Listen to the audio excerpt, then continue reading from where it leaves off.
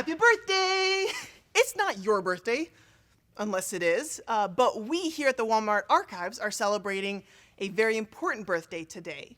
So I'll tell you all about it inside. My name is Shane Buxman. I'm the archivist at the Walmart Museum. And welcome to today's From Inside Our Vault. Today we are celebrating Sam Walton's birthday. Should he be alive, he would have turned 103 today. He was born on March 29th, 1918 in Kingfisher, Oklahoma, though he spent much of his childhood in Missouri. And I know many people will talk about his great achievements in Walmart and retail on a day like today, but I do that almost every other week. So I want to spend some time talking about his childhood and what he was like as a kid, when birthdays were important to people. Normal people. I still love birthdays. So we're going to take some time talking about that, and I'm going to show off his yearbook here in a little bit. So Sam Walton was born in Oklahoma, but he grew up in Missouri during the Great Depression, which meant his dad moved around a lot as he tried to find work. And Sam himself tried to help out as he could by selling milk with his mom.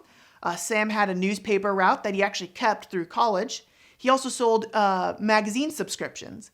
And then as a college student, he was a lifeguard. So Sam did a lot to help pay the bills around at the time.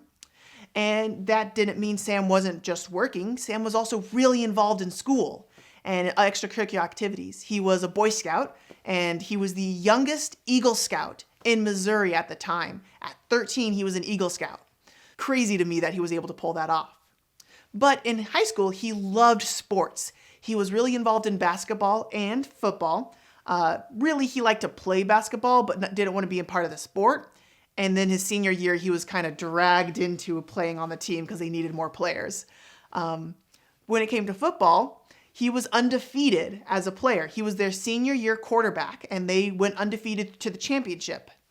And when I say undefeated, the team actually lost some games, but Sam Walton never lost one because he was always sick or injured when they lost. So Sam had an undefeated football record. Sam was also involved in a lot of clubs in high school, like the speech club.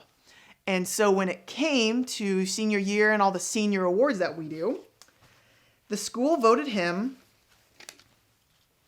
the most versatile boy. Now, this is not Sam Walton's yearbook. This is one of his classmates that he actually Sam signed here at the bottom. So we have Sam Walton's yearbook elsewhere in here. We don't really like to pull it out just because it's 1936 is really old. So we pull this one out to show off some of these pictures.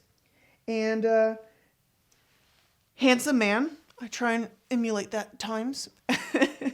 And most versatile, meaning he was involved in so much and he could really just do anything. And that really describes Sam Walton well, in that he didn't describe himself as great at one thing. Sam was really involved in all sorts of things, just trying to find his passion, his niche, as you will. And it wasn't really until college that he fell in love with retail, when his neighbor got him involved in it. He actually thought he was going into insurance for a long time. So that's a little bit about Sam Walton.